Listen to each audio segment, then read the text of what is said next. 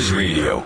Powered by the Connecticut School of Broadcasting. All Noise Radio is an internet radio station that's fully produced by graduates of the Connecticut School of Broadcasting. From modern rock to old school hip hop, country to classical, news, talk, sports, and more. It's the noise you can't ignore. Log on to allnoiseradio.com. Fire up the station. Find out more about your favorite jocks. Get the latest CSB news and more. Plus, you can take All Noise Radio with you on the go for free. Just download the Live 365 app to your iPhone, iPod Touch, or BlackBerry and search All Noise Radio. Check out tomorrow's broadcasters today at allnoiseradio.com. Powered by the Connecticut School of Broadcasting. Sit back down and shut your trap. It's time for Keeping It Sports with M3, right here on All Noise Radio. Are you ready? Are you ready? Well, I'll need some beer. Are you ready? You have to ask me nicely. Come on now, don't be bashful. Are you ready, Are you ready for... Place for the best sports talk and news surrounding each league. I can prove it with my usual flawless logic. Hey man, this time we're gonna do it my way. What's your name again? And now, here's your host, M3, Mike Rosansky. Coming to you from Cherry Hill, New Jersey. It's time for Keeping It Sports with M3, powered by the Connecticut School of Broadcasting. Good afternoon, everyone. Hope everything's going well for you here on this Monday, the 30th day of December, last Monday of the month, last Monday of the year, last Monday of the decade. A decade that, quite frankly, it seems like it, flew by. There were years in there where it felt like they kind of, squeezed together. And I hope that all of you out there enjoyed your holiday season, had a very good time with your friends and family, celebrating Christmas, Hanukkah, Kwanzaa, every form of celebration that you had. And as always, the most important thing, we all stayed safe through the holiday season. And we have one last holiday coming up in this year, as what is commonly known as Amateur Night, New Year's Eve, the most overrated night of the year. Once again, just stay safe. Don't do anything reckless or stupid, because you'd be missing out on what is now the main event of the calendar year, the point of the year we all look forward to, and that is the NFL playoffs. Because they're here, it's go time, it's the cream of the crop. And the great thing about Week 17 leading into this is we still had so much on the line leading into these postseasons. And we knew 10 of the 12 teams that were going to make the NFL playoffs coming into Sunday. But there was still a lot up for grabs that could, and probably will have ramifications on who's going to Miami for the Super Bowl. I mean, the only thing that was truly locked in was that the Baltimore Ravens are the 1 seed and have a bye.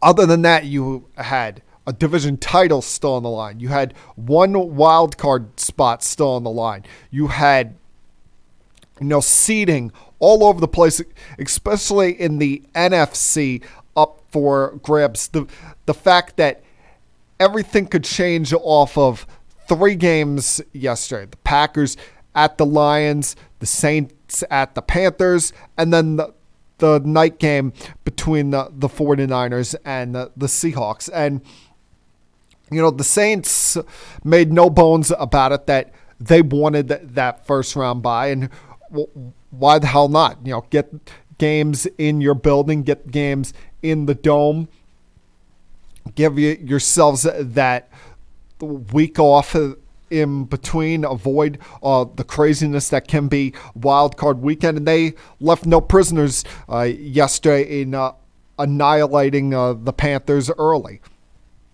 But they needed some help in order to get to a first-round bye, and unfortunately that help never got there. Because, early on it looked like they were maybe going to get a shocker of all shockers, some help by the Detroit Lions.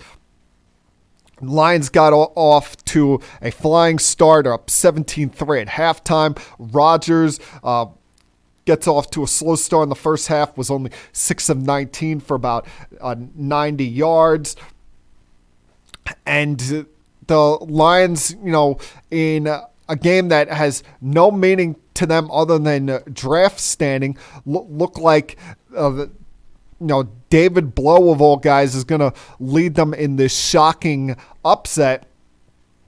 But something in the second half just clicked for Rodgers. Now, he wasn't great yesterday. He was under 50% completion, but he was good enough when he needed to be. Got the benefit of a couple of calls there, especially a late hit penalty that put them in great position for the ultimate game-winning field goal, and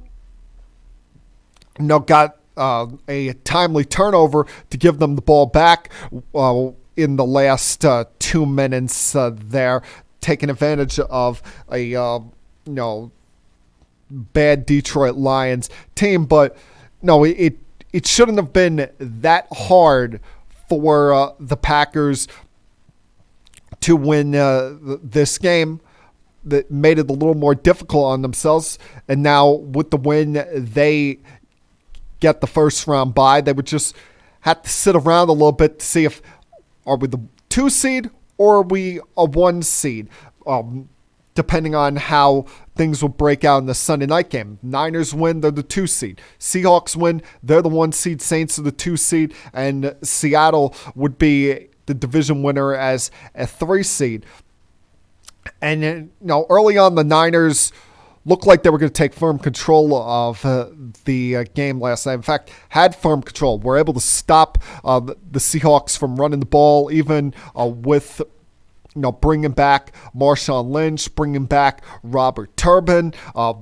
And, part of it, I think, when it comes to bringing back Marshawn is maybe a little bit of a boost, an emotional boost, having this guy who was such a popular figure amongst their fan base. And during the times when they went to the back-to-back Super Bowls, they were known for 2 things: the Legion of Boom and Beast Mode. Because Russell Wilson, as good as we all thought he was, hadn't truly established himself as one of the elite quarterbacks in this league.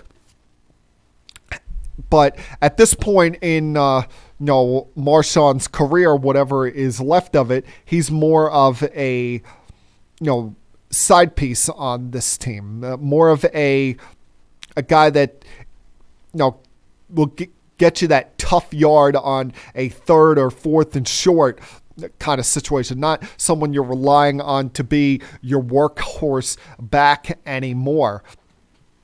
That if anything, when they tried to run the football last night, this guy Travis Homer was a more effective weapon for him. But in the first half, they were not able to get anything going on the ground, and you could tell if they were going to come back and try and win this game, it was going to be because of Russell Wilson. It was going to be because of him, throwing the ball, trying to gut this out, make something out of nothing against a Niners defense. I know they only sacked him 1 time last night, but they seem to have a hand in his face for most of the night. And I did get going there late in the 4th quarter, and I actually thought when they got the stop on the 49ers' last drive and how easily Russ was moving the ball down the field on their final drive of the game,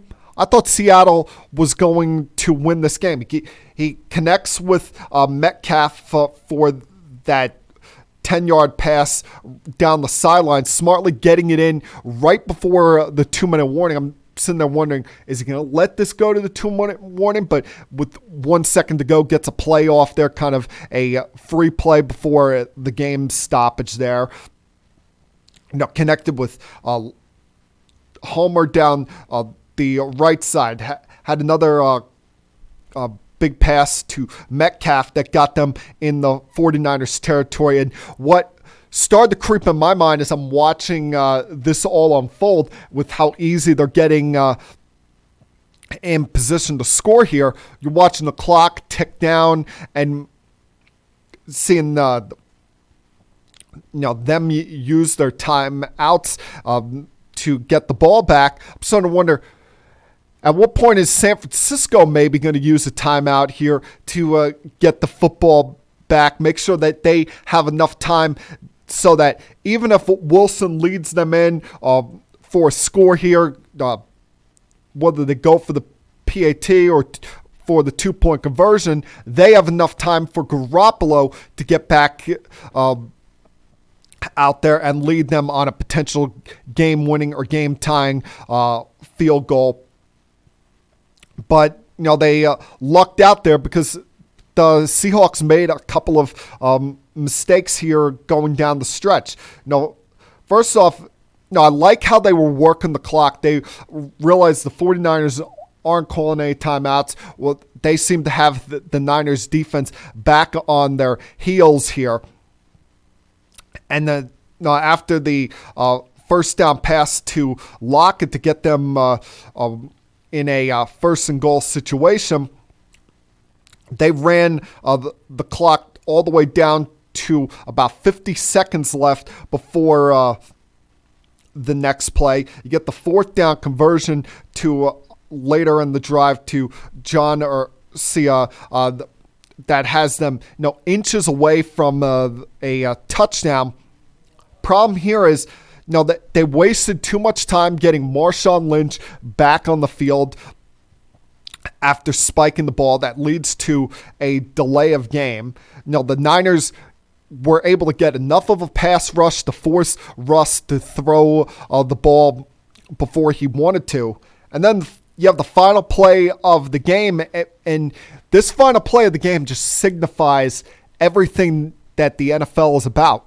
We've always referred to this as a game of inches. And he connects with Jacob Hollister at the 1-yard line, but a great play by Dre Greenlaw, who had seemingly been all over the field all night, stopping him just inches away from hitting the goal line with the tip of the football. And I know a lot of people will say, oh, you look at the overhead cam, it looks like the tip of the football went over the goal line just barely. But when you change to a different angle, the behind view, you'll see that Hollister's elbow hit the ground and was being touched before the nose of the football rolled over the line. It was just a slither that just by a slither were the 49ers saved here and hold on to win a game that you thought they were going to win easy early because, Garoppolo, well, he didn't do a lot, did enough to win this game for them. They set up the run by, passing down the field, and then once they got in goal and go situations, if I can get that out of my mouth correctly, they you saw a lot of Deebo Samuel and Raheem Mostert running the football, and they set it up perfectly with plays down the field to Kittle, and then once within 5-10 yards, were able to get it to their two backs to get the lead there. But this is a dangerous 49ers team now with the one seed, because with the bye week, it gives them a chance to heal up a little bit. We know Richard Sherman was dealing with some injuries early on that forced him to miss a game. Kittle missed some time about a month ago. They've been without some of their pass rushers on the defensive line, that trying to get them healthy. Like D Ford's been out with a hamstring injury, so maybe this week off will give enough time for him to be back there. The only question I really have about this team is the quarterback. What is he going to do as the situations become more difficult? Because you're facing nothing but heavyweights now. You're going to be going up against the likes of New Orleans. You may have to face Seattle once again. You may have to face Green Bay as we go along here. What's he going to do in the critical spots in those clutch situations? Because this is the first time we've seen him in a postseason run in his career. Now, elsewhere in the NFC, you had the NFC East title on the line yesterday, and we thought it was kind of decided last week when the Eagles beat the Cowboys, but the Cowboys still had a slither of a shot here, had their best offensive day of the season, ironically, on the season's final day. Putting up over 500 yards, scoring 47 points, which shouldn't be a shocker. They've averaged at least 20 more yards than any team in the league per game, at over 430 yards per game this season. But it all, in the end, meant nothing, because the Eagles went to MetLife and took care of business against the New York Giants. Wasn't always the easiest game here, and especially when you go to the fourth quarter tied at 17, you're thinking that, they took control, have a one-score lead with 2 minutes to go, but Barkley breaks off a 70-yard run to retie the game. But the Eagles were able to keep control of Saquon Barkley for the day, because outside of that one run, he carried the ball 16 times for 24 yards, and they were able to get enough pressure on Daniel Jones to the point where eventually he made that big mistake. Eventually, the biggest problem for Daniel Jones this year has been the fumbles, and that eventually came back to bite him on the drive at their 22-yard line, when Fletcher Cox burst right through. Instead of trying to go for the kill shot, the sack, knocked the ball out of his hands and got them the football at the 2-yard line. And from there, it was pretty much game, set, match there, with Boston Scott's second of 3 touchdowns on the day. And you give this Eagles team a lot of credit for what they've gone through this season. The fact that we're sitting here and they're in the postseason as division champions. I mean, 4 weeks ago, you could have easily written them off. They had a horrible game in Miami against the Dolphins, a Dolphins team that is rebuilding. Carson Wentz turned over the football a bunch of times that day. They've dealt with a myriad of injuries this season, being without Deshaun Jackson, Alshon Jeffries, Nelson Aguilar. The injuries on the offensive line, especially on the right side, being without Lane Johnson and losing Brandon Brooks early in yesterday's game. The mass unit it was in their secondary, to the point where they're playing guys like Cravon LeBlanc and Antave Maddox, if I pronounce that correctly.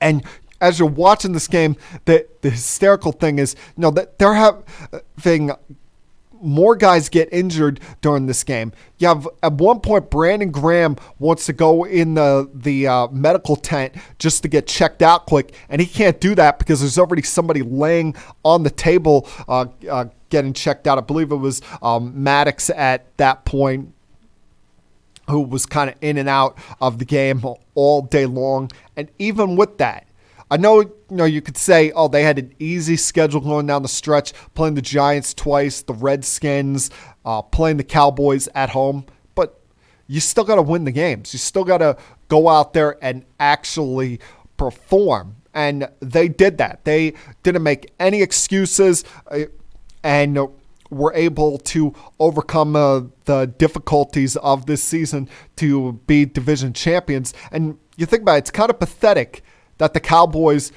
didn't win this division. When you think about, to my knowledge, they didn't have any major injuries. Yeah, Dak was dealing with a shoulder issue the last 2 weeks, but he was still out there playing. Zeke was out there. They were with they had their offensive line out there pretty much the entire season. You had Amari Cooper available the entire year. No real big injuries to speak of on that team other than Leighton Vander Esch. And still, this team manages to go only 8-8. A team that many people thought beginning of the season was a Super Bowl contender. They go 8-8 after a 3-0 start.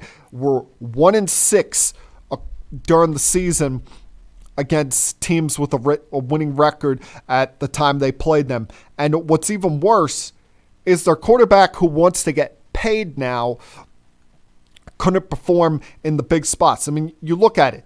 Against the non-playoff teams, he was 7-2, had a passer rating of 112, 22 touchdowns, 3 interceptions. Against teams that are in the playoffs, they were 1-6. He had 8 touchdowns, 8 interceptions, and a rating of 84.7. I mean, does that sound like a guy that you want to be forking over $30+ million to? Doesn't sound like that to me. And now, they're going home with a lot of questions to be answered. Future of Jason Garrett, who I know he's meeting with Cowboy ownership today with Jerry and Stephen Jones. We'll see what his future is. Dak Prescott's contract, do they franchise tag him? Do they give him a long-term extension? Probably should have taken care of that in the offseason before the likes of Jared Goff and Carson Wentz got their extensions, because now he sees what they got and he's going to want as much or more. So, horrible ending to the Cowboys season. Great ending for the Eagles, or great continuation when you think of everything that they have gone through, and that they just pick guys up off the scrap heap. I mean, they were on their second tight end yesterday in Dallas Goedert because Ertz is dealing with a lacerated kidney. They're on somebody named Boston Scott as their running back, and now he's kind of become a cult hero for them. They got a guy named Greg Ward Jr., who was on their practice squad all year. Anybody could have had him. They bring him up, and he's making plays all over the place. So while the Cowboys pointing fingers, making excuses, Eagles had all the excuses, all the reasons to give up, and never did that. And now they get to host a playoff game next Sunday night. All right, plenty left to talk about here. Give some thoughts on the AFC side of things, as well as the annual tradition. Today's Black Monday in the NFL. Talk about some of the coaching changes that have already gone down, and some that I'm surprised that haven't occurred. Gives you final thoughts on the Jets, college football playoff, as well as something that happened that could have ruined my Christmas Day altogether. So plenty left to get to over the next 35, 40 minutes here, something like that, however long they let me stay on here. whatever you may be doing on this Monday afternoon, I'm glad you could join me. Feel free at any time, feel like it, if you're watching live, to call into the podcast, and I'll try to get you on it at some point. So for the next 40 minutes or so, just sit back, relax, help put your feet up on the table if you feel like it, if there's a table sitting in front of you, and continue keeping it sports with M3. I'll be back. You know, our jobs occupy more than half our waking hours. Shouldn't we be doing something we love? Call Connecticut School of Broadcasting at 1-800-TV-RADIO or log on to gocsb.com. Since 1964, Connecticut School of Broadcasting, with a network of 12 campuses from Massachusetts to Miami, has helped place thousands of grads as DJs, sportscasters, entertainment reporters, behind the scenes in audio and video production, every aspect of the broadcast media. Connecticut School of Broadcasting has trained men and women of all ages and backgrounds in a matter of months, not years. Learn by doing from area radio and TV pros. Call 1-800-TV-RADIO or log on to gocsb.com. Remember, it's never too late to love what you do. Day and evening classes begin soon. Get trained. Get connected now.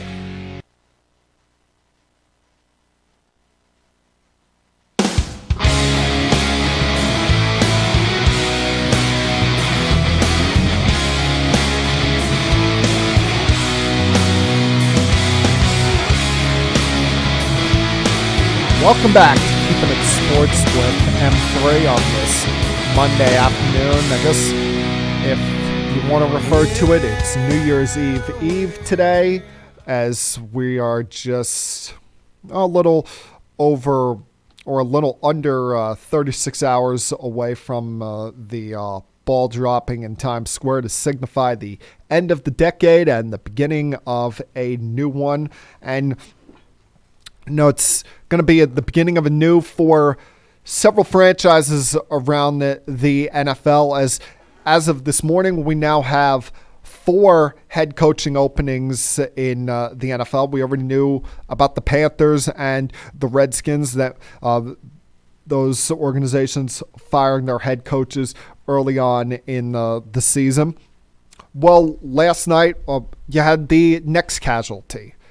Cleveland Browns doing as we all expected them to do, firing head coach Freddie Kitchens. And you know what? There's a part of me that personally feels bad for Freddie Kitchens, just because you can't blame him too much for the fact that he goes from being at the start of last year a position coach to, within a 6-month span, the offensive coordinator and then the head coach. If you're offered that, you're going to take that. You're not going to turn it down, because these jobs tend to be once-in-a-lifetime kind of situations. But, you know, he should have gotten more time to be a coordinator to prove himself of being more deserving of this spot. Now, I don't know if anybody could have been truly ready for this chaotic situation that it turned out to be for the Cleveland Browns, when you consider they were everybody's darling coming into this year. In fact, actually, there were 3 camps of mind during the offseason. It's funny when it comes to the Browns. There were 3 trains of thought when it comes on them. First one that started off with was, Baker Mayfield coming off of a very good rookie year. They add all of this talent in the last year and a half, trading for Jarvis Landry, trading for Odell Beckham. You got Nick Chubb coming back, adding players onto what look like an already good defense. You bring in Kareem Hunt, even with all of his off the field problems. This is a team that looks like they contend right away. Vegas even going as far as picking them as the number 3 favorite in the AFC, behind the Chiefs and the Patriots coming into this year. there was train of thought number 2, where people were saying, oh, I don't believe the hype. This team is not as good as everyone says they are, and they're going to fall flat on their face. They're going to be a disaster. And then there was trade of thought number 3, where you had people saying, there are so many people turning on this team, saying they're going to be bad. I'm going to go the complete opposite way. And I guess you could say maybe I was one of those people when you take into account that I was looking at my preseason predictions this morning, and I actually picked them to make the playoffs as a wild card team. I had them finishing second in the division behind the Steelers, with the Baltimore Ravens not even making the playoffs. Oops, yeah, I got that one wrong, very wrong. And, it was just a disaster, whether it be Baker Mayfield. And, I appreciate the fact that he comes from a different way. He's built a little bit differently than most of these politically correct quarterbacks. But the fact that, he snapped at reporters at times and, showed a lack of maturity on and off the field, thought hurt them. Odell Beckham, with some of his antics on the field, whether it comes be with the shoes or wearing the watch or throwing the helmet at the sidelines, and seeing him very animated with Freddie Kitchens last week. You have the whole situation that went down with the Steelers at the end of the Thursday night game that got Myles Garrett suspended for the rest of the year. It was one thing after another with this team that, really should not surprise anyone that they fell apart like this, especially the fact that it was all with a rookie head coach. See, a rookie head coach is almost like having a substitute teacher in school. You can get away with a lot of stuff with a substitute teacher, someone who hasn't proven themselves, someone who hasn't earned the respect of the students yet.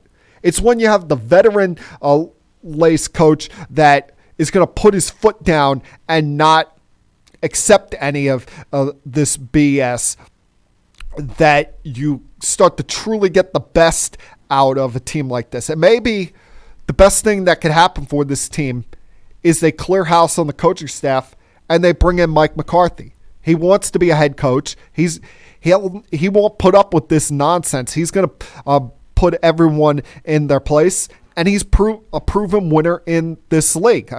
You can't say that it was all Aaron Rodgers. He deserves a little bit of credit for what Rodgers has turned into, and the fact that the Packers won a Super Bowl 8 years ago now. So I think that would probably be a perfect fit there if he does want the job. The other coaching casualty we saw was this morning when, as expected, the New York Giants fired Pat Shurmur. And I don't know if you can truly be surprised about this one when you consider in 2 seasons, just like he did when he was in Cleveland, 2 years with the Giants, he goes 9-23. And the one thing is, he could argue that, he had a rookie quarterback, second-year running back who dealt with injuries. You had a lot of young players along the defense.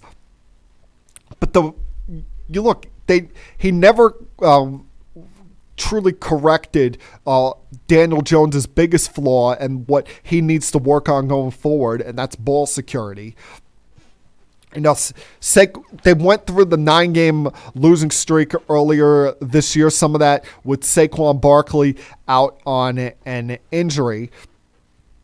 Could have lost, even more games than they did. They got lucky with Tampa Bay missing that field goal at the end of the game back in week 3 when they had made the quarterback change. And just, all the way around. Look, yesterday was a perfect example. Outside of one run, the Eagles shut down Saquon Barkley. He had that one 70-yard run, but was pretty much a non-factor, was losing yards on most of his carries yesterday. Yet Shermer's still calling for them to run up the middle like he's some kind of battering ram, when we know that Saquon is more of a finesse running back than he is a grinded out, meat and potatoes kind of back. And add to that was his press conferences of how at times he just seemed like a delusional idiot. The fact that, 3-4 weeks ago, he's telling the media that, we're making improvements, you just can't see them in the games. I mean, come on. How stupid do you think we are? You're on a 9-game losing streak, and you're going to sit here and tell us that you're making improvements? Really?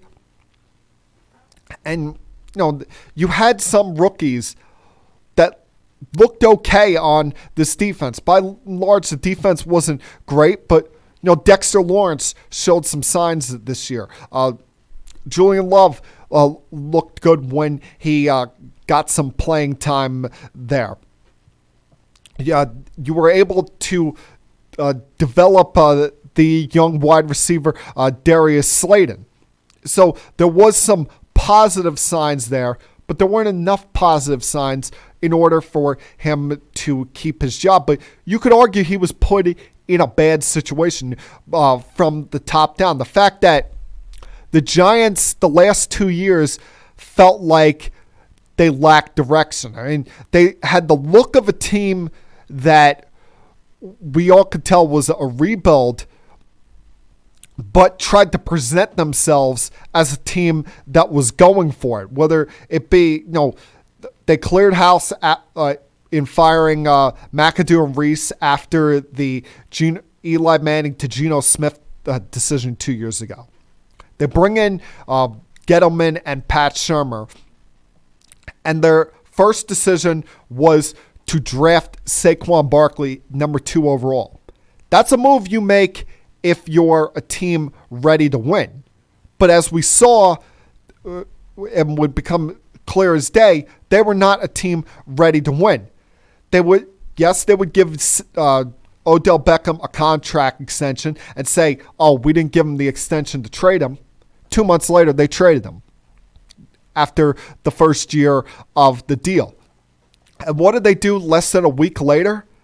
They go and sign Golden Tate. They bring back Eli Manning on the final year of his contract and then still draft a quarterback 6th overall in the draft. So it's like they were trying to appease two things at the exact same time. And I'm not sure if it was, Gettleman who tries to tell us all that, he knows football better than any of us, or if it was coming from above with John Mara feeling that he owed it to Eli Manning in some way.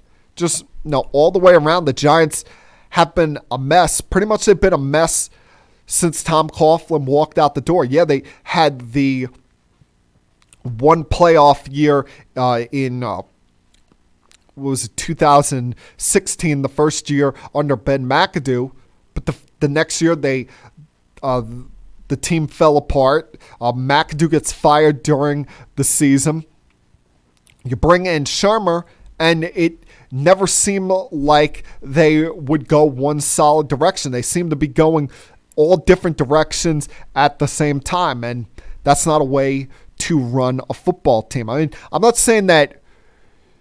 See, in the NFL, you can't do what you can do in baseball, where you can go through a 3 or 4 year rebuild. You can easily turn things around in 1 year. Like we see teams this year that are in the postseason that weren't there last year. The Packers, the 49ers, the Bills. These teams, were able to get themselves off the mat of being bad last year to being contenders this year. But the Giants, the Giants saw themselves as one thing, tried to stick to that idea, and never really readjusted on the fly when it became necessary to do so. And now they're in a spot where you sit here as a Giant fan today and you say, do you trust where this organization is going? I don't know. I really don't. I don't know who's calling the shots here. Is it Gettleman? Does he have full control, or is he have little birdie in his ear named John Mara telling him this is the way I want to go? I think we're a winner right now rather than a rebuilding team. I mean, it just really makes no sense to me what the Giants are doing. The only smart thing they did was firing Pat Shurmur, and you could argue that they probably should have sent Gettleman out the door with him. But then again, you would have been starting the ball all over again, and the ownership probably would have been telling them one thing compared to what we all think they should be doing. Now, before I take a break here, quick thought on my New York Jets here, who, their season came to an end yesterday with a 13-6 victory up in Buffalo. And I thought the Jets were going to win this game just because the Bills have a playoff spot locked up. They weren't going to be playing a lot of their regulars. We're going to be pulling, Josh Allen and some of their starters as the game went on. And you saw they were without Cole Beasley, John Brown. They were inactive for this game smartly since they have a playoff game coming up on Saturday.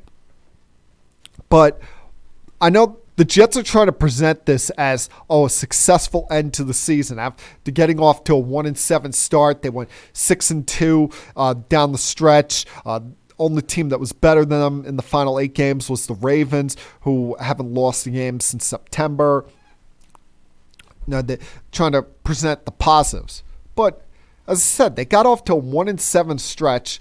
They went 6-2, but 6-2 against what was the easiest schedule in the second half. And 6-2 during that time, one of those 2 losses was to an 0-11 Cincinnati Bengals team. And yes, there was a lot of things that went wrong as the year went along. Whether you want to talk about Sam Darnold battling mono and missing 3 games, losing both of your inside linebackers, losing Avery Williamson in the preseason, losing C.J. Mosley in the first game and never really getting him back.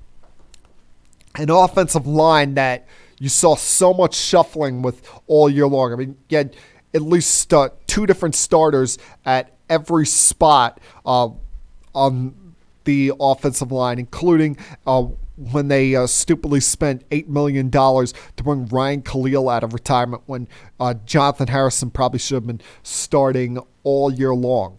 A down year by Le'Veon Bell in his first year back after holding out last year.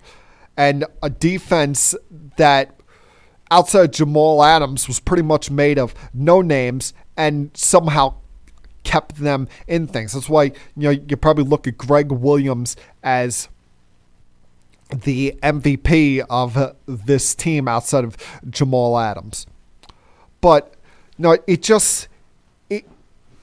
leaves, this season leaves a bitter taste in my mouth because I don't know if Sam Darnold improved. I felt good about him at the end of last year, even though they went 4-12 last year, because he played very well in the last month of the season after coming off the high ankle sprain. But this year, yes, mentally he was able to overcome the I see ghosts nonsense, able to overcome the Jacksonville game, the Miami game, especially the Jacksonville game where he got sacked 8 times, and they were turning the rookie Chuma Edoga into essentially a turnstile throughout that, tagging in and out on who would get to be the edge rusher against him. But I don't know truly how to feel about Sam Darnold after this year. I mean, I've been a fan of his going back to USC. I think he has the ability to be the guy going forward. I just don't know if that's going to be capable when you have Adam Gase as your head coach. And I look around at this team. I see a young quarterback with some promise. Get him an offensive line in front of him, allow him some breathing room, and maybe you got a shot here because you got some good players here. Robbie Anderson, hopefully they've re-signed him. Jamison Crowder was a good pickup for them. Le'Veon Bell, down year, but a lot of that is he just did not have the holes to run through with this offensive line, and you had, quite frankly, a coach that hated him. You had Ryan Griffin come out of nowhere as the tight end when you were dealing with suspensions or injuries for Chris Herndon all year long. A defense, as I said, Greg Williams turned chicken salad into a chicken sandwich here with this list of no names. Basham, Neville Hewitt, Blesson Austin. You go down the list here. A bunch of guys that you saying, who?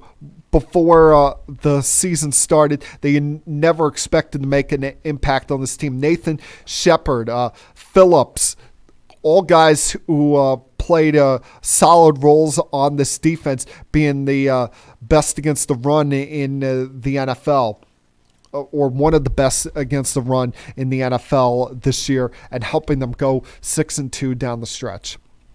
But you still got Adam Gase as your head coach, a head coach that seems to have his head up his ass. Whether the report last week of him not giving a you-know-what about the fans because he's rich, whether that report is true or not, I don't know. But no, he did nothing this year to truly inspire me as a fan into believing that, A, he's the guy going forward, and B, he can get the full potential out of Sam Darnold. And quite frankly, as a Jet fan, going into an offseason with a lot of questions around it, Joe Douglas needing to rebuild this offensive line, make decisions on hopefully bringing back Robbie Anderson and Jordan Jenkins, and finding another offensive piece for Sam Darnold, and making a decision on whether or not you're going to stick with Le'Veon Bell beyond this year. I'm scared going into this offseason, going into next year, because this guy is still our head coach. He's been given the dreaded vote of confidence by an idiotic owner who only controls the team because his brother is off in the UK being an ambassador. And I'm not sure how to feel about this team going forward when you have this guy as the head coach. I mean, everything else I have a good feeling about, but when you have a bad head coach, that can truly set back a team, as we saw with the Giants the last couple of years, as we saw with the Cleveland Browns this year. And unfortunately, he gets to keep his job compared to those other guys. All right, going to take another break here, come back on the other side, and look at some of the other things that went down in Week 17 this week that greatly affected the playoff standings, including something that may lead to the end of a dynasty as we know it. Continue keeping it sports with M3. I'll be back.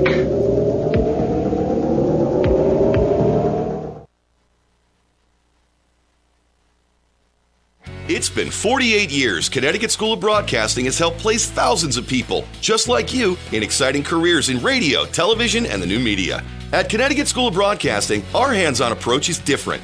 It's designed to have you spend less time in the classroom and more time in the studios. From the first day, you'll work with state-of-the-art equipment.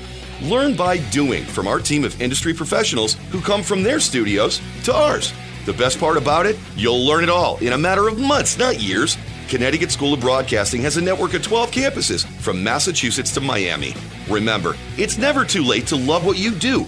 So do what I did. Call 1-800-TV-RADIO. Step into the fast-paced world of the broadcast media. Day and evening classes begin soon. Connecticut School of Broadcasting. Get trained and get connected now. Call 1-800-TV-RADIO or log on to gocsb.com.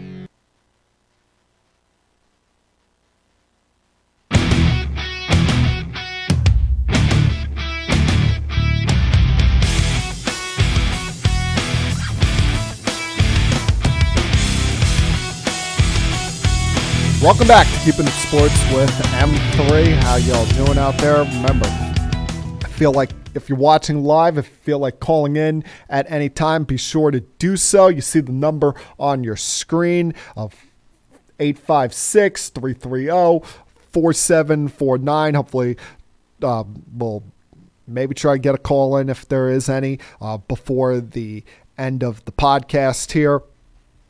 Now, I mentioned earlier how there was still a lot on the line in Week 17. On the talked about the NFC, how you had seeding and one playoff spot. Well, you had the same thing go down with the AFC side because you had the one wild card still up for grabs, and you had three teams that it could have been: Titans, Steelers, or Raiders. But for the Raiders to get in, as I mentioned last week, a whole lot of craziness would have had to have gone down. A whole lot of insane things beyond their control, beyond just winning their game, would have had to have gone down. With them winning, the Steelers losing, Titans losing, a Colts win, and then one victory from either the Patriots, Chargers, Bears, or Lions. Well, they didn't do the most important thing yesterday, and that was pick up a W, get a win. And now they're going home in what you could say is a disappointing year for them, just because I guess they would have loved to have given their fan base one last playoff run as the Oakland Raiders. But next time we're talking about this team, we're going to be referring to them as the Las Vegas Raiders, especially, the draft coming up this year is going to be in Las Vegas. When Roger Goodell walks to that podium to announce their draft selection, I believe they're at number 12 overall. Going to be announcing them. It's going to be weird to hear them announcing them as the Las Vegas Raiders and not the Oakland Raiders. I mentioned that things they needed to go their way yesterday, and right off the bat, another one of them didn't go their way with the Steelers losing in Baltimore to the Ravens. Ravens, only team that had everything locked up, so very wisely they sat Lamar Jackson, put RG3 out there, and they won the same way that they've been winning all year long, with a dominant ground game and a very good defense. And you really tell me that even with RG3 out there for the Ravens, that anyone out there thought that this Steelers team had any shot of going down to Baltimore and winning with Devlin Hodges as their quarterback? Once again, yesterday showed that he's a third-string quarterback. That he's a guy that should be holding a clipboard somewhere, because this guy, they got a shot to make this somewhat of a game. And right before halftime, he's fumbling right to Michael Pierce and giving them good field position for Justice Hill to score, put them up by 9 heading into the half. And I know, it was a 6-point game going into the fourth quarter, but the fact that they only crossed the 50-yard line one time in the second half, you never felt like this team had any shot of coming back here. And the sealer was on the second fumble when Jordan Richards recovered, scooped, and scored to seal the game there with about 5 minutes to go in the fourth quarter and locked this game down. Now the Ravens sit back, watch Wild Card Weekend. A Wild Card Weekend that all along we assumed was going to feature the Kansas City Chiefs. But what happens when you assume something? Yeah, that's right. You make an ass out of yourself whenever you assume something is given, whenever you assume something is going to happen. Because the Chiefs, they held up their end of the bargain yesterday. They handled their business and defeated the San Diego Chargers 31-21 at home. Got a little dicey there, especially when Mahomes threw the interception to start the second half. But the Chargers came down and scored. But then they get the 100-yard kick return by McCall Hartman. You get another quick turnover, one of two interceptions by Rivers on the day. And they pretty much had this one sealed away with about 3-4 minutes to go in the fourth quarter when they got the ultimate gift from the gods. Of all the things, I know I mentioned before, it was surprising to see the Lions up by 2 scores on the Packers at halftime yesterday. But they didn't complete the job. They didn't get the job done, didn't get over that final hurdle. All right. Of all the things that happened yesterday, there was nothing more surprising than what went down up in Foxborough, Massachusetts, when the 4-11 Miami Dolphins went into Gillette Stadium and pulled off the shocker and defeated the New England Patriots. I mean, here you have it. They go up 10-0 early after Eric Rowe's 35-yard interception.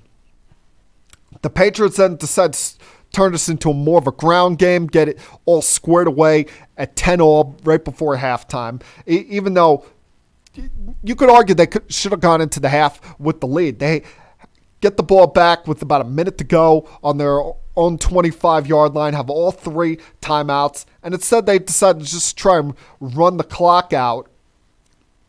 The Dolphins score on their first drive of the second half. Patriots are matching them score for score here.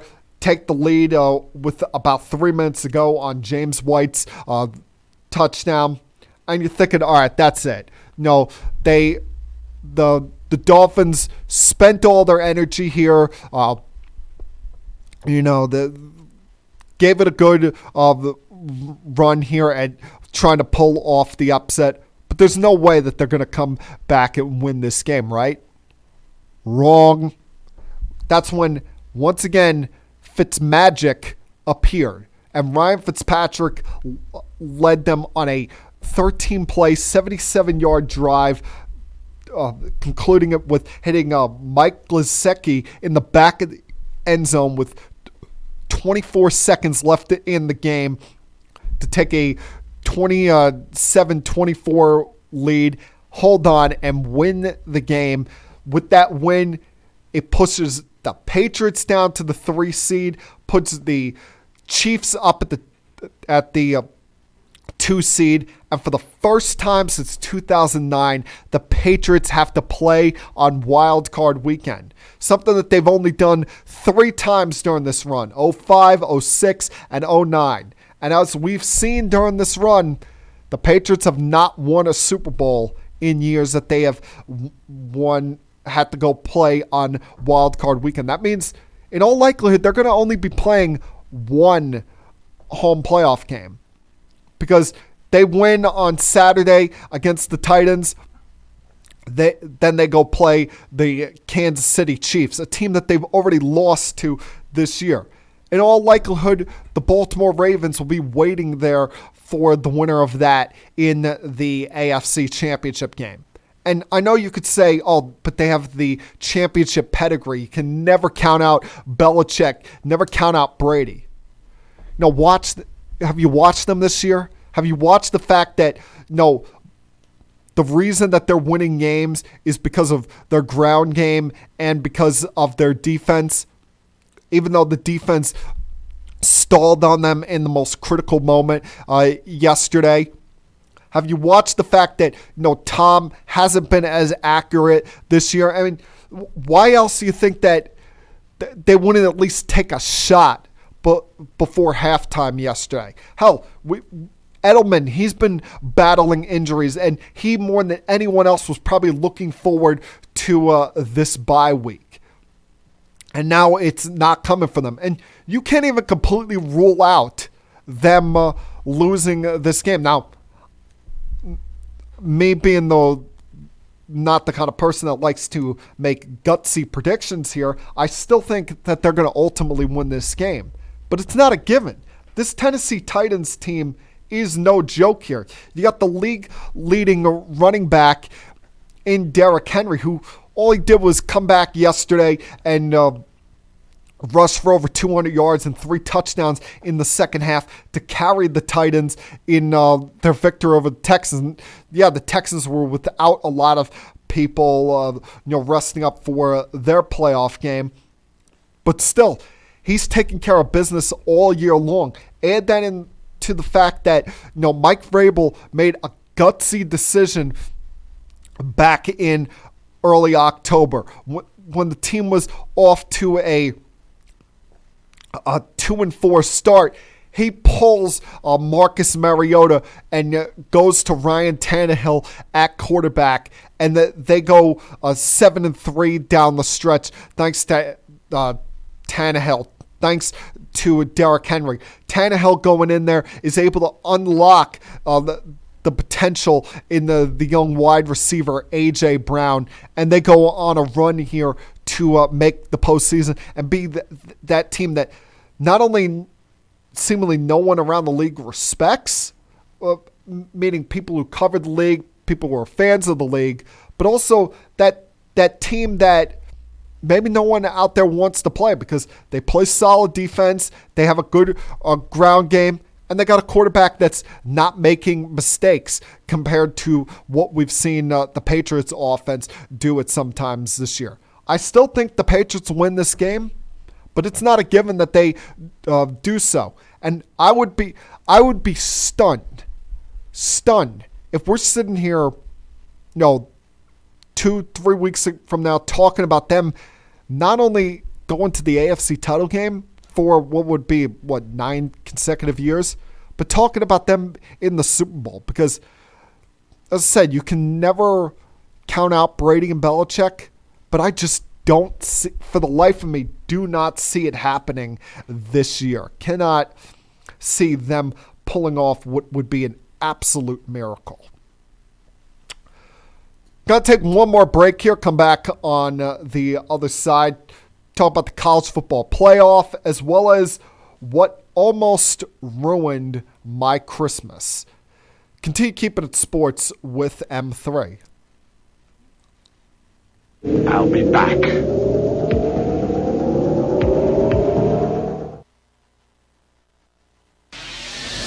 Connecticut School of Broadcasting founder Dick Robinson. The media business has changed a lot since we opened our doors in 1964. Now media content is everywhere, on air, online, on the go. More than ever, companies are looking for people to help drive this new media. At Connecticut School of Broadcasting, you'll get hands-on training on the latest software and equipment in a matter of months, not years. Connecticut School of Broadcasting has placed thousands of grads in broadcast media careers. It's all about versatility. You see, at a radio station, if you also know how to shoot, edit, and post videos, you become a pretty hot commodity. That's the training you get at Connecticut School of Broadcasting. Connecticut School of Broadcasting, with locations up and down the East Coast, from Massachusetts to Miami. Call 1-800-TV-RADIO or log on to GoCSB.com. Connecticut School of Broadcasting, the nation's oldest and largest group of broadcast media schools, redefining training in radio, TV, and new media. Get trained. Get connected. 1-800-TV-RADIO.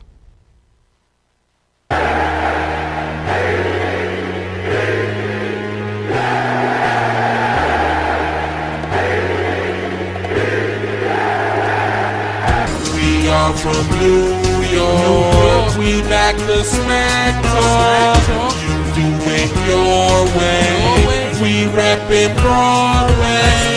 This is our home team. We rock the dark green. Now, what can I say? Jets came off a victory. yesterday. Last time this year I'm going to get to say that.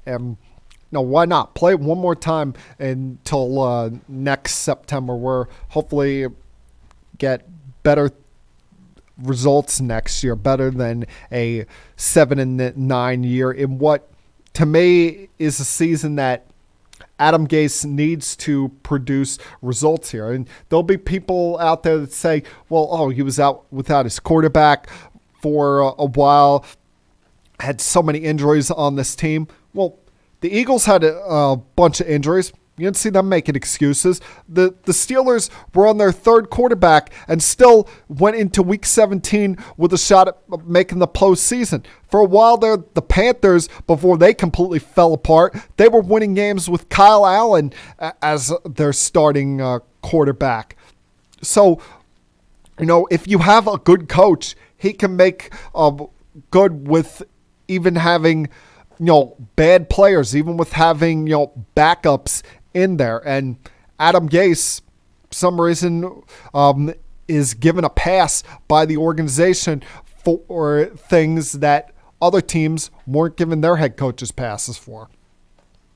But hey, I digress there. Tried not to let thinking about the Jets and this disappointing year, because anytime you miss the postseason, it's a disappointment. Try not to let this affect my Christmas, my holiday season. And, there was one point where I sat back and thought about it. The fact that, we're talking about the new year, the end of the year, end of the decade, and how, that night back in January of 2011 just sticks in my mind. That was the 2010 season, the last year the Jets made the postseason. I was at Moore's Tavern in Freehold with a bunch of friends of mine, including my friends Sean, Chris, a couple others. Drawing a blank on who else was there that night. Sean's dad was Mike Hazard was there, who would later become affectionately known by myself and my inner circle as Uncle Mike. He was there with us. We're watching that game, and we're all in disappointment over them losing the AFC title game for the second year in a row, this time in Pittsburgh to the Steelers. I walk out of there that night.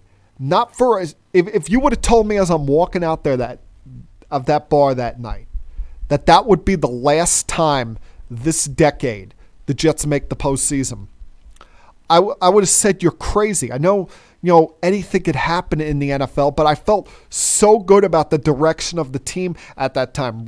I thought they had a good, solid coach in Rex Ryan, a strong defense, a young quarterback in Mark Sanchez, who I didn't think was going to be an elite quarterback, but I thought would be, good enough game manager that you have talent around him, you could win games. And it all began to fall apart after that. The next year with the disaster on Christmas Eve at home against the Giants, to then trading for Tim Tebow, the infamous butt fumble on Thanksgiving night, you add in drafting Geno Smith, and he get playing time because Mark Sanchez got injured in the Snoopy Bowl in the preseason because Rex put him out there behind a third-string offensive line. Mike Tannenbaum gets fired. You bring in John Izek. He essentially gives up on 2 years. That leads him and Rex Ryan to getting fired after the 2014 season. Todd Bowles comes in. This team gets to Week 17 where all they have to do is win, and they don't get any of that Fitz magic. He throws 3 interceptions, including an interception in the final 20 seconds to lose that game. I still have the memory in my head of Kembrell Thompson along the sidelines where all he has to do is catch the ball and he can run right back to East Rutherford. Never would have expected, this decade in Jets football to close out like this, but hey, it's what I said it was. Jets football. They get your hopes up and they snatch it away from you. Now, while I was busy trying not to think about the Jets, my Christmas was almost ruined. And, I love and appreciate all the stuff my mom and siblings got for me for Christmas. A very happy Christmas in the Rosansky household. Everyone seemed to be in a good mood, positive vibes all the way around. The one thing that was a negative for my Christmas occurs on Christmas Eve. Rarely do you have anything break in the sports world, any news come down in the sports world. But on Christmas Eve at around 1 o'clock in the afternoon, it's announced that the Mets signed free agent reliever Dellin Betances. Yes, that Dellin Betances, the now former New York Yankee. And I'm thinking, come on, are you kidding me? On one train of thought, there's the side where it's like, you know what, good for the Mets. They make another good move this offseason after adding two on paper decent starting pitchers to their rotation. See how that rotation mix plays out, how they get down from 6 starters to what will likely be 5 heading into spring training. But they needed help in their bullpen. They needed to add another reliever because you couldn't just go into the year expecting that Edwin Diaz and Jeurys Familia would turn it around after what was disastrous seasons. Justin Wilson was good. Seth Lugo was very good for them, but Seth Lugo, as we know, you have to space out his outings due to health concerns with him. So you needed to add another guy to that bullpen. And they spent the money, what looks like the money that they're saving on the adjusted Cespedes contract on Betances. 1 year, $10.5 million. Incentives that could bring it up to $13 million if he pitches 13 games. I mean, if he pitches 70 games, I think I had that backwards. Incentives that could bring it up to $13 million for pitching 70 games. There we go. That'll be a New Year's resolution right there to start striving for more perfection, because there have been a couple things that I've messed up on here in recent weeks. Like I think I called Kyle Van Noy Rob Ninkovich about a month ago, and Rob Ninkovich has been retired. And last week I called Miles Sanders Miles Austin. So there we go. But when it comes to Betances, he gets a significant payday here where there's a player option for 2021. If he accepts that and pitches for them in 2021, there's also a vesting player option for 2022. And if Betances is healthy, in all likelihood, he won't use either of these options because he'll want more of a security, a multi-year deal. Because this is a guy for the first 5 years of his career that struck out over 100 batters a season. He was an all-star the first 4 years he was in the big leagues. Probably should have been an all-star in 2018, but had a bad month of April that year that kind of cost him a spot on the AL squad there. So this is a good move for the Mets, a team that had a bullpen ERA of around 5 last year, had the most blown saves in baseball, and the bullpen was one of 3 reasons that they did not make the postseason. Combine that with the injury Jeff McNeil had in the month of September, and Syndergaard pitching like crap for most of the season. The bullpen, out of everything, was probably the biggest reason why they were not a playoff team, even being 1 game out of a wild card spot on August 29th. So they add a guy who's a proven reliever, who's, when healthy, is one of the top relievers in the game. And, health will be a big question with him, considering he got 2 outs last year. 2.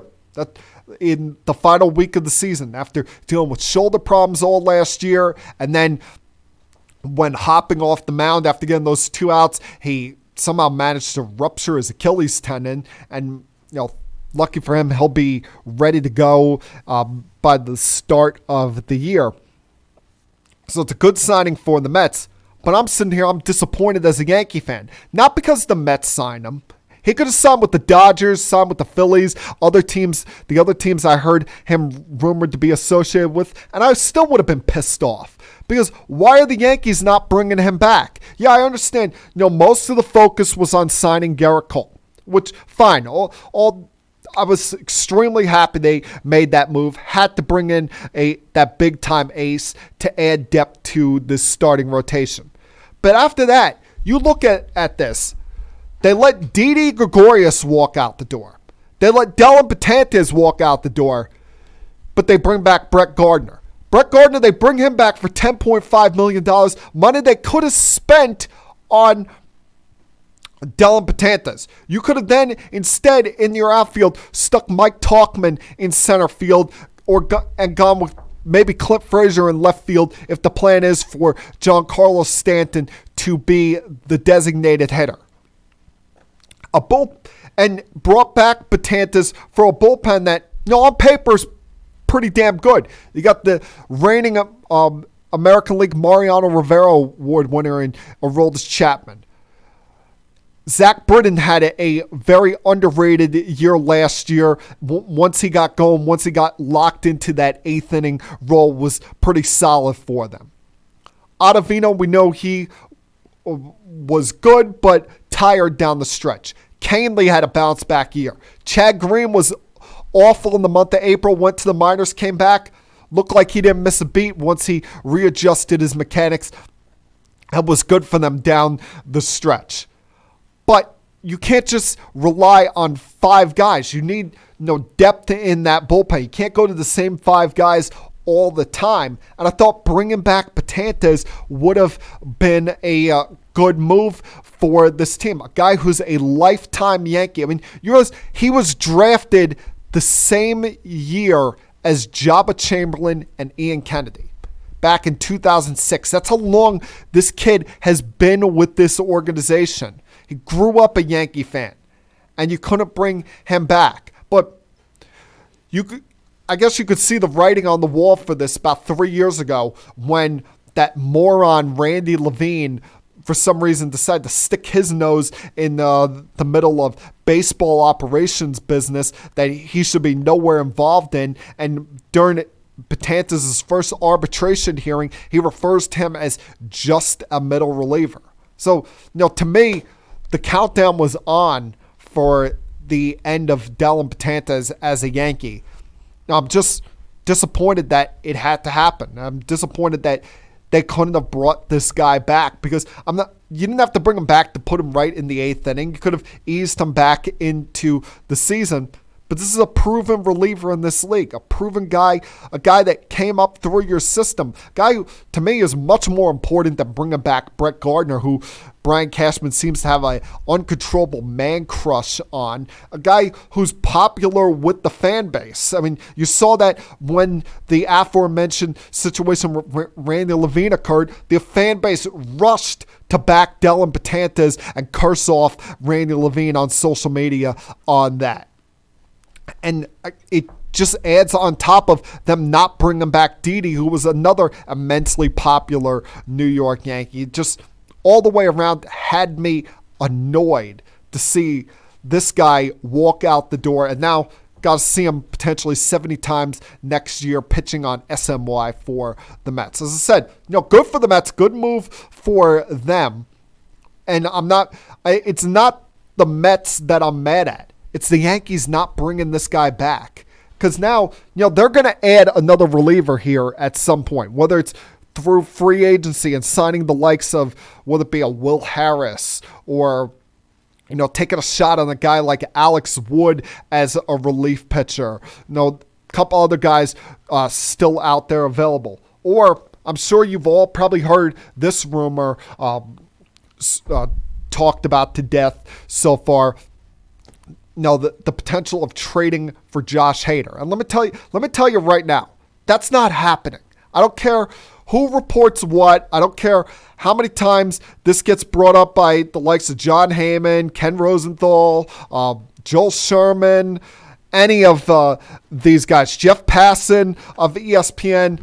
I don't care. the Milwaukee Brewers are not trading Josh Hader. For one, no, I can understand it on their part. They're putting it out there, just seeing if there's any takers on Josh Hader, considering he's got 4 years of arbitration coming up. They know they're not going to be able to sign him long term, and being how volatile relief pitchers are, with how great this one is, maybe they can get a haul back for him, the likes of what the Yankees got for both Aroldis Chapman and Andrew Miller years ago. Because they're a small market club. They're not going to be able to keep everybody forever. And while they have Christian Yelich in his prime, they trade one great top of the league player that they have and try and fill multiple holes with that. So I can understand that, but they're going to be asking for a king's ransom for it. And this is almost made me pull my hair out, the little hair I have left, over the last week with what I see Yankee fans suggesting as far as the trade on Twitter and what I see Brewer fans suggesting as far as trade on Twitter. So let me spell this out for both fan bases. All right.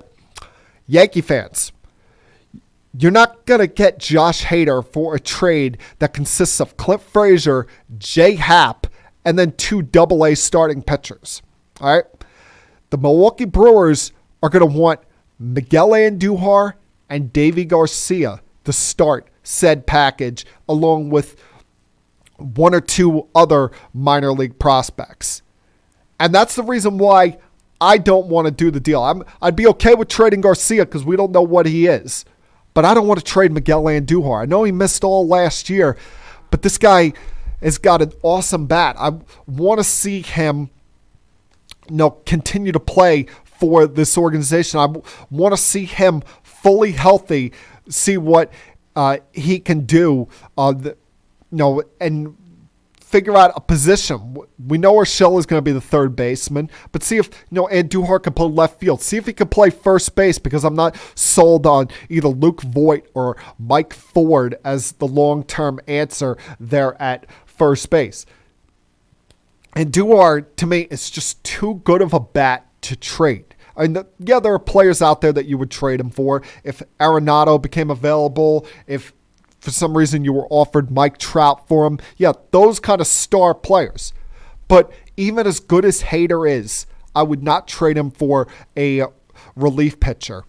And that goes, this also, what I'm saying here, goes for Milwaukee Brewer fans, because I've seen them make trade suggestions between the Yankees and Brewers on Twitter. And I got to say, in Milwaukee, Wisconsin, they must have some pretty good weed going on out there.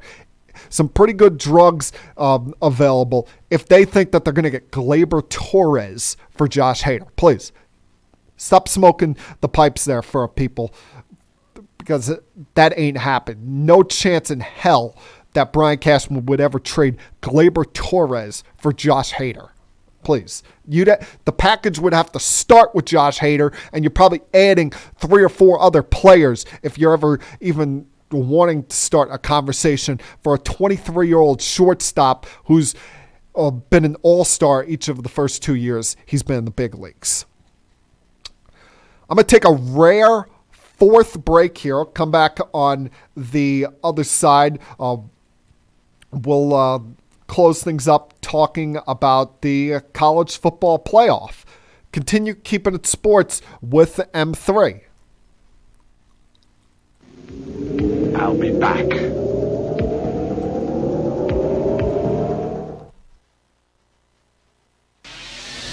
Connecticut School of Broadcasting founder Dick Robinson. You know, the media business has changed a lot since we opened our doors in 1964. Now media content is everywhere, on air, online, on the go. More than ever, companies are looking for people to help drive this new media. At Connecticut School of Broadcasting, you'll get hands-on training on the latest software and equipment in a matter of months, not years. Connecticut School of Broadcasting has placed thousands of grads in broadcast media careers. It's all about versatility. You see, at a radio station, if you also also know how to shoot, edit, and post videos, you become a pretty hot commodity. That's the training you get at Connecticut School of Broadcasting. Connecticut School of Broadcasting with locations up and down the East Coast from Massachusetts to Miami. Call 1-800-TV-RADIO or log on to GoCSB.com. Connecticut School of Broadcasting, the nation's oldest and largest group of broadcast media schools, redefining training in radio, TV, and new media. Get trained. Get connected.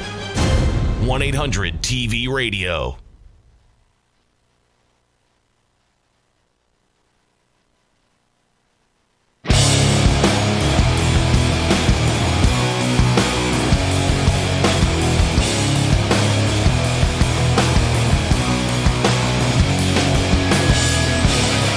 All right, I got to hurry this up here now because we're pushing an hour and a half on this podcast now, longer than I even expected to be on today. And listen, no one loves me more than me. No one loves hearing my voice, the great voice of Michael John Rosansky III, more than I do. But even I get sick of hearing me talk sometimes. That's why each one of these commercial breaks, if you've been watching on Twitter, you see me run out side to the hallway and have a drink of water from the water bottle I brought with me today. Because when you talk for a long time, you start to get your mouth dried up a little bit. So got to hurry this one up here. But I did want to get in some final thoughts here on the college football playoff. There we go. Got the camera back on me on Facebook. How you doing over there, Facebook? Get some final thoughts on the college football playoff, which began on Saturday. Dominated the conversation across the board on Saturday. For one, you have the early game, LSU versus Oklahoma. And I came away with two things here. One, I'm tired of seeing Oklahoma in the college football playoff. With this loss, they are now 0-4 all-time in the history of the college football playoff. And this was the worst performance of them all. This is the one that really, if you're a fan of college football like I am, you're saying no mas. Because, Oklahoma, after about 20 minutes of this game, really stood no shot on Saturday afternoon, getting their doors blown off by the LSU Tigers by the score of 63-28. And I know there's a lot of Sooner fans out there that are complaining about the uncalled pass interference against Dustin Singley there in the second quarter. And I agree, should have been called pass interference. But when things don't go your way, you have to overcome them. That's just the way it is. Not everything in life is going to go your way all the time, every time. And unfortunately for them, they were not able to overcome that, and we're going up against a team that put up a record-setting performance on them on Saturday. The fact that Joe Burrows broke the college football playoff record for passing touchdowns in a game with 7, passing yards in a game. Justin Jefferson had 4 receiving touchdowns, broke the record for receiving yards. And they did that all in the first half, 49-14 at halftime. I mean, it was just an all-around embarrassing moment for the Sooners and an unbelievably dominant performance by the LSU Tigers. There was no Heisman hangover here for Joe Burrows, and now they got to sit back and wait to see who they were playing, whether it be Clemson or Ohio State. Thank God this was a more competitive game, although you could argue this probably should have been a blowout because Ohio State had control of the game early on, got off to an early 16-0 lead, but kept having to settle for field goals in the red zone. They had the one long touchdown run by J.K. Dobbins in the first quarter. But other than that, they keep getting down in the red zone, kept settling for field goals. And what really changed this game in favor for Clemson was with about 4 minutes, 45 seconds to go in the second quarter, when Shaun Wade got ejected on a targeting review against Trevor Lawrence. And the thing about it is, at the time, no one thought it was targeting. But then when they went to review, you see Lawrence in his slide, and you see where Wade hit him. They had to make the call there that it was a targeting on the play, leading to Wade getting ejected, and Clemson's offense began to get in a groove here, began to start picking apart Ohio State's defense. You get the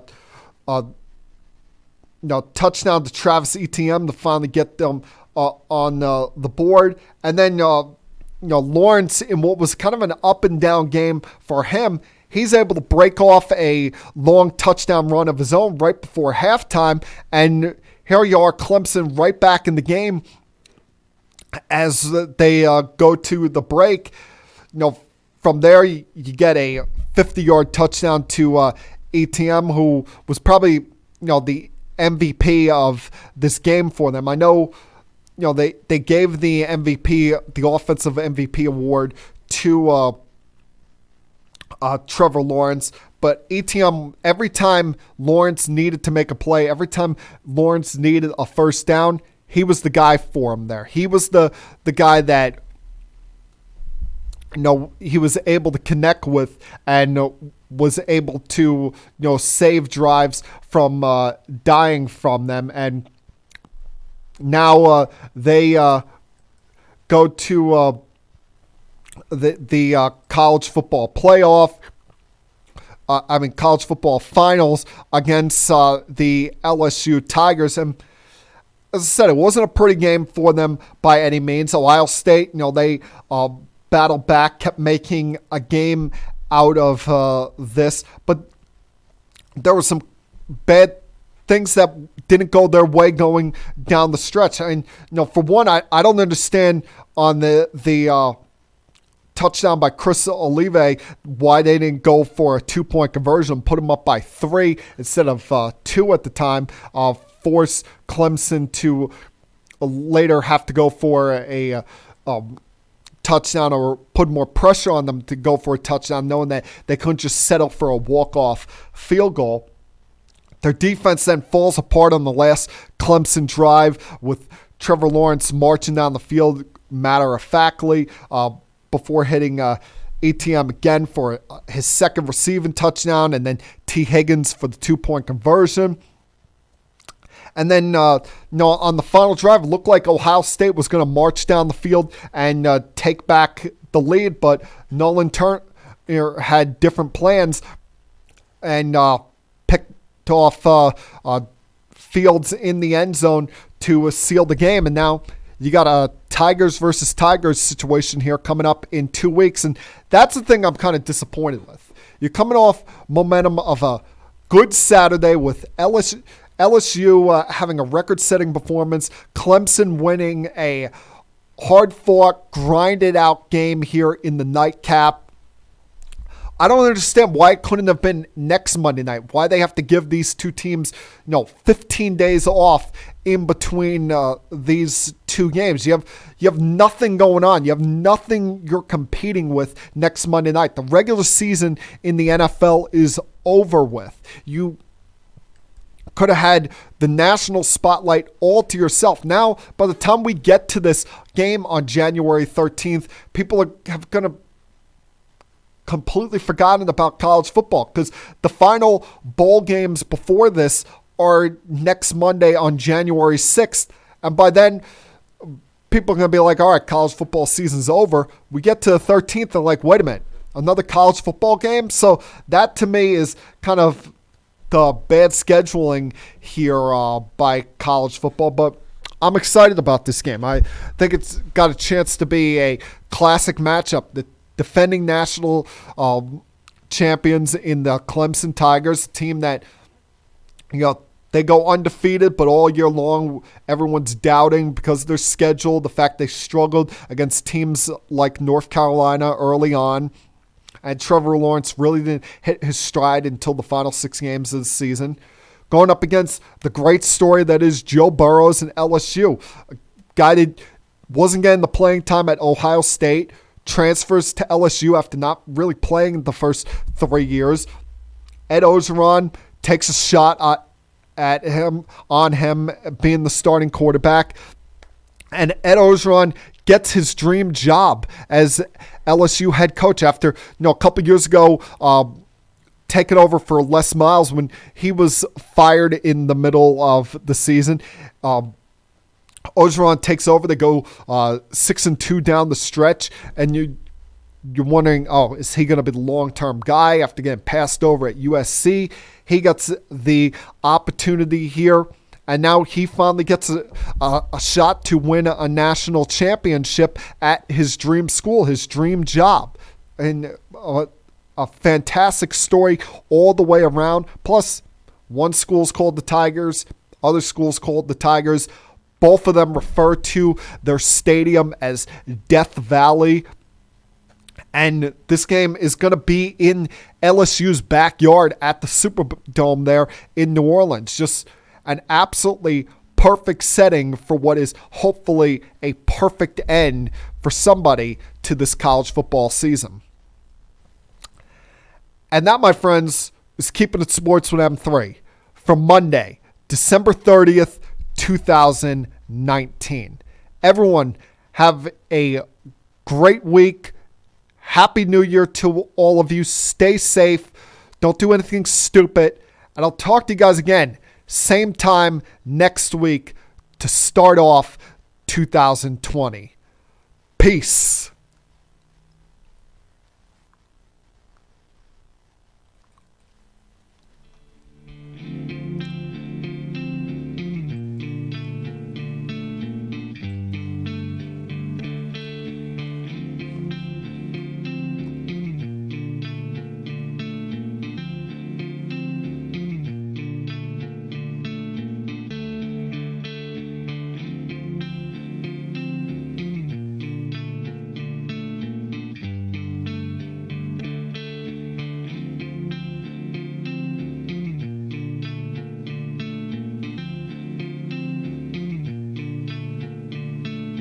We have to go. Good night, everybody.